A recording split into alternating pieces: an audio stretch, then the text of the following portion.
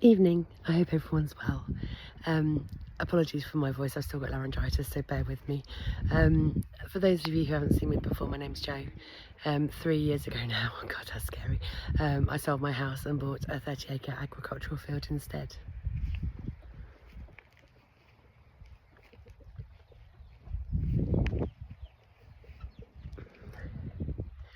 I've got this land to build a small-scale farm. Months ago, I made a video going over some of the costs of doing something like this.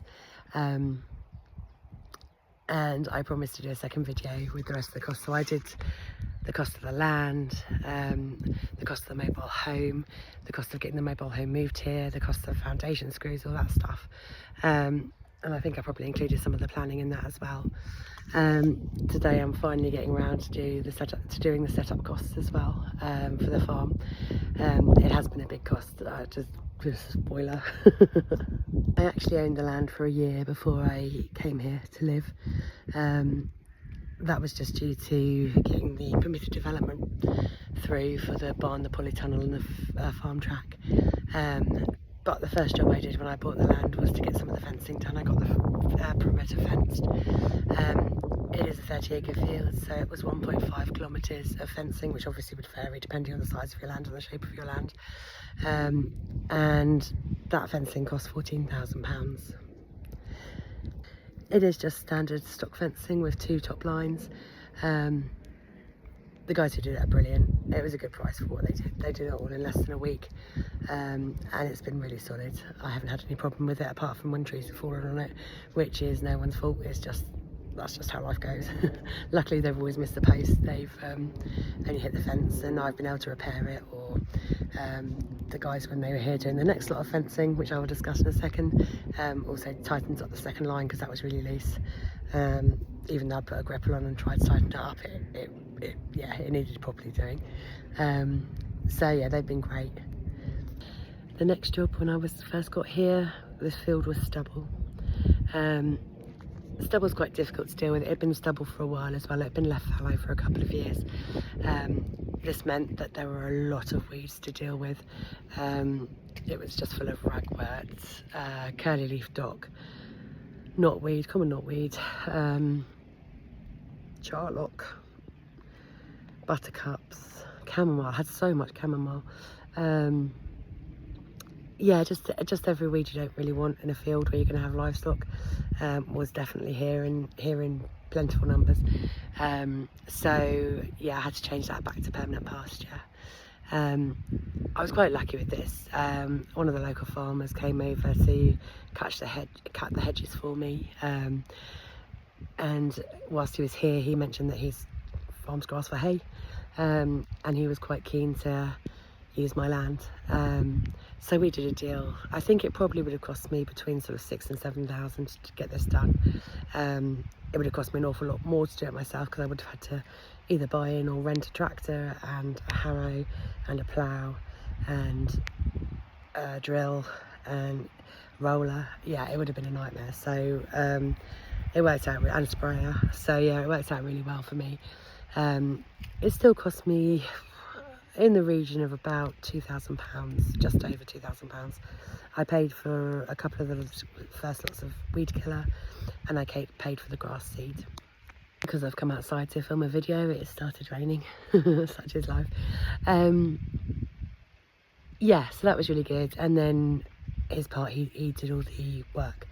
So he did spray it twice with weed killer. He ploughed, then harrowed and drilled the seed. He took his first cut last year. He did quite well. It was really good grass. It's a fairly new species of ryegrass that I imagine has been genetically created. I cannot tell you what kind of grass it's called, I'm afraid, sorry. But it's done really well. It seems to be very drought resistant. The only thing I would say that's not brilliant with it is it doesn't seem to till across quite as quickly as other grasses might. But yeah, considering the weather we've had, the lack of rain until now obviously, and last week, it's done really well. It's pretty much waist height all the way through. There's very few weeds. I've got a little patch of buttercups down the bottom left side. I've had maybe 4 or 5 ragwort plants that I've dug up. I've got a rag fork, so I just dig them up when I spot them. And there's a couple of curly leaf dock plants, and literally a couple down the bottom right side. So yeah, all in all, it's done pretty well, and I'm pleased with it. And I was pleased with the price, and he is taking the hay again this year. So yeah, to pay him back for obviously doing all the work. I'm not going to do this in exact order because I'm going to get confused really. So another job I had done, I needed 4 5-acre paddocks on my land because I'm going to be running a rotational grazing system. So I had that done a few months ago. This was another kilometre and a bit of fencing. It was cheaper than the perimeter, but fencing prices have gone up since I had that done 2 years ago. So yeah, getting the 4 or 5-acre paddocks fenced was just over £11,000. I'm going to be having a poultry farm here, so the next job was the breeding group runs and coops. I've tried various different setups here just to see how they work out, but each run fundamentally needs a coop. It needs the run, it needs the netting on the run, it needs the wire mesh cloth if you're in America. I don't really know what it's called here. It's got the scaffold netting, and it's got a drinker, a silo drinker and feeder in each. I have had various coops. This wooden coop here is a Flight So Fancy. This one was free because I bought it with me. I bought it several years ago. It is a brilliant coop, but it was well over £500, and that was a few years ago. I don't know what they cost now. So really like it, but not practical when I need multiple units. The chicks are all doing well, they're all underneath the mums there, they're very cute. The sheds were about £350 each. They work okay as runs, as coops. I mean, I don't love the setup. I'm not going to be doing any more of them. I'll keep the ones I've got, obviously, but yeah, I just don't love them, and the birds don't love them. So it's pointless trying to plough on with that. So instead, I have now bought 8 of these Nastera coops. These are about £400 each. They did me a bit of a deal. That includes an automatic door that I haven't put on yet, and the insert trays. I've taken the ramp off because I don't need it at the moment. So this is what I'm going to be going for moving forward, unless I find something else that I like.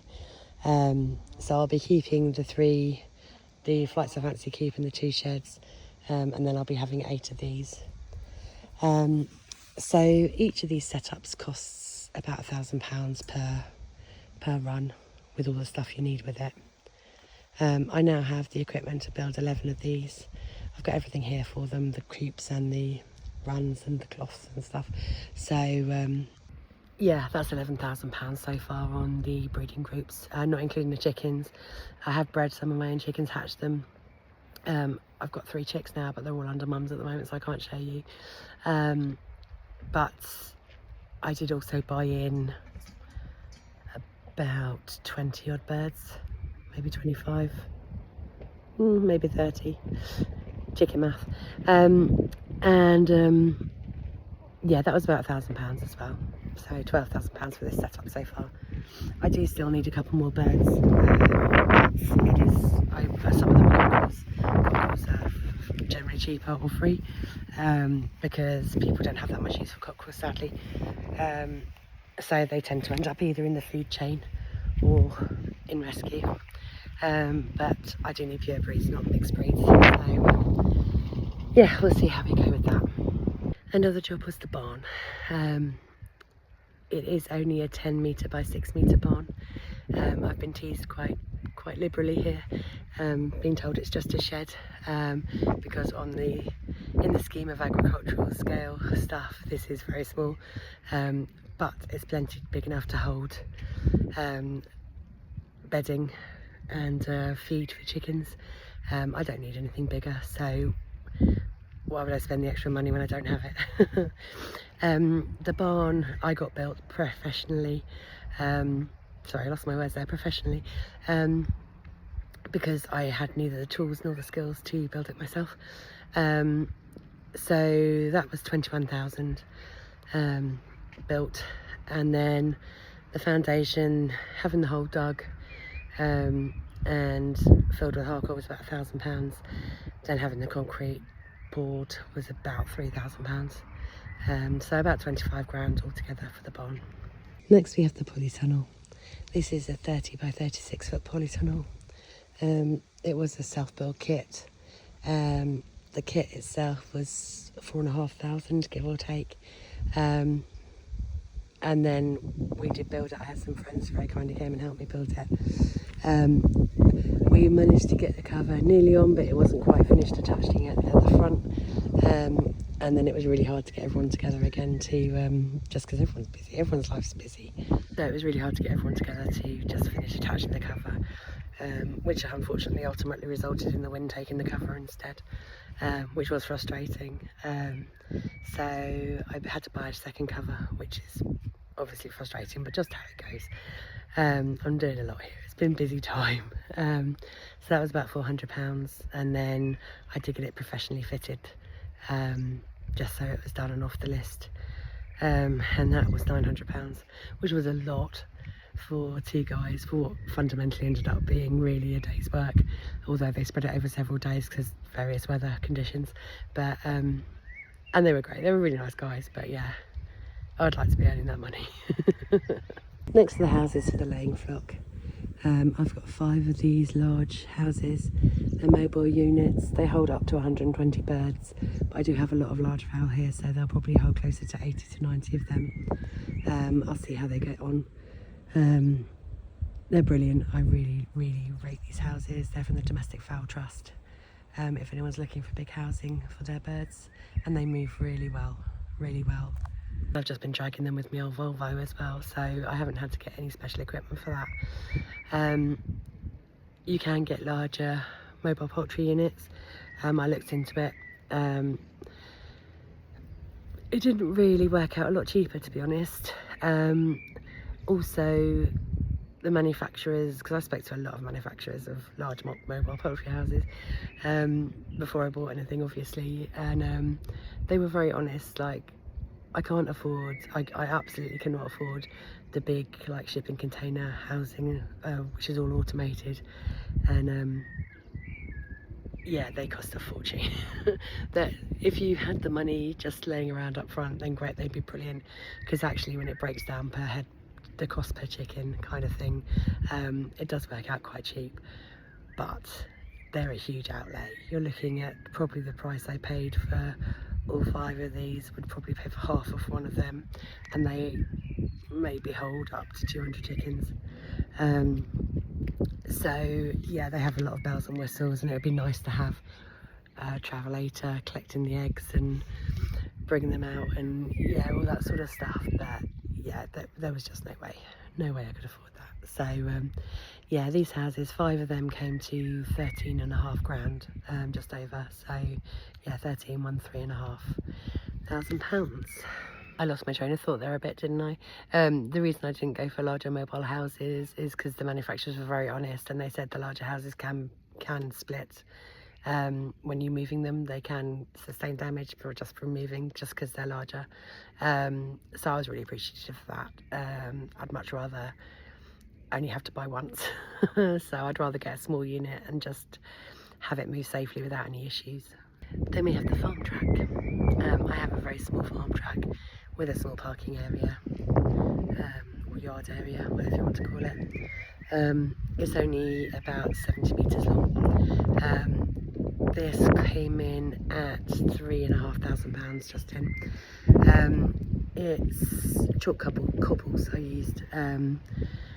Wasn't the plan. We were going to just use chalk tip-ins and then top it with MOT, but we were offered a really good deal on chalk cobbles, so thought we'd give them a try on my farm track builder's suggestion. I don't know. And thanks, Alex. And yeah, it's been great. I can't complain at all. Yeah, it's not slippery in the least, so I haven't felt the need to put any MOT on top of it yet. And then but yeah, we'll see how it goes. If it does get slippy, I can always add some later on. I'll start raining. But it's done really well so far. It's been down, got put down in the winter, which isn't ideal. Don't do that if you can avoid it, but I had to keep the planners happy, so yeah, you got to do what you got to do. But it's worked out, been quite lucky. Just got to get the middle scraped down at some point. But yeah, no, really pleased with it. So altogether, I think just for the farm aspect of things, I've spent between 85 and 90,000 pounds. I'm not including the planning costs in that. I think my planning costs are well over 10,000 pounds now, probably approaching 15. It's been a battle, and I'm still not there. So yeah, you need to put some money aside for that, and I do recommend getting planning consultant for it, because trying to do it yourself, I think you'd pull your hair out. So I think the total spend here, I did sit down and do the maths earlier, which terrified me, but actually it worked out less than I thought, which surprises me, because I mean, it's still a lot of money, but I thought I was well over 600,000 here, but I'm not. I think I've spent around 575,000. So, I mean, we're still talking well over £500,000 here. That includes buying the land in the first place, obviously, which was 2/3 of that. But yeah, I see other creators out there, and I see other people who have channels and stuff that I very much enjoy watching, but some of them like suggest you could do this sort of thing for 100 grand, and that scares me a little bit. I did a lot of research, and I knew that it wasn't going to be that sort of price to do this. So yeah, just be aware. Do your research. Do really thorough research. I did a lot of research, and I still think I was naive on the costs of what it was going to be, the final cost of actually getting this farm to a point where it's actually going to start actually generating some revenue. So where I can start actually earning to pay for the next lot of houses for the laying flock and that sort of thing. So yeah, just be careful of listening too carefully to those people. They may well have done it for that price. I'm not saying they haven't. But you know, there's not all that much useful secondhand stuff out there that you can necessarily turn into useful stuff on your farm. When you've decided what you're going to farm, you will generally need quite specific items, and you'll need them to work for you and your system. So yeah, just be cautious. I think it would be, is really stressful anyway. This is very stressful. I knew it would be, and I'm fine with it, but it is really stressful. And I would hate someone to come into this without really knowing what it's going to cost them, and then just be miserable, because it's brilliant. I love this. It's the best thing I've ever done. It's the scariest thing I've ever done, the biggest gamble I've ever taken in my life. So yeah, it is scary, but it is amazing. I love living here. I love being here. I love working on the farm. You know, eventually it will be my full-time job being here. That would also cut your costs if you don't have to work whilst you're doing this, and you can do stuff yourself, all the stuff yourself. This would all be done much more quickly, and you'd be earning much more quickly if you don't have to work full-time. But unfortunately I have had to, because you've got to pay for it somehow, haven't you? So that's another way you could definitely, if not cut costs, start earning the revenue to generate the income to pay for your next step, rather than having to earn it and then buy it in and then get that built and then do one thing at a time. So there are lots of ways you can save money. If you can do the work yourself, if you can build a barn yourself, you'd save 5 grand, as long as you've already got the tools. Otherwise you're going to have to put that cost in for the tools you're going to need. If you can do the fencing, again, same caveat, but if you can do the fencing, you'll save yourself probably 10 grand over the, it's been about 25 grand on fencing, and I reckon I could have saved 10 grand if I'd done it myself, but I'd still be doing it in 3 years time, and that's no use to me. I need to start farming. So you know, you've got to balance out what you're doing. But yeah, do your maths. There's not a lot of land out there that's less than, you're not going to get much less than 12 grand an acre these days, I don't think. I'm in quite an expensive part of the world, so for me this is cost effective. If I was to buy already there with a house farm of 30, or small holding of 30 acres in this area, I'm in the Surrey Sussex borders, so it's quite an expensive, it's a very expensive area of the UK anyway, but yeah, if I was to go out and buy a ready built small holding of this size, I would probably be looking at spending a couple of million, if not slightly more.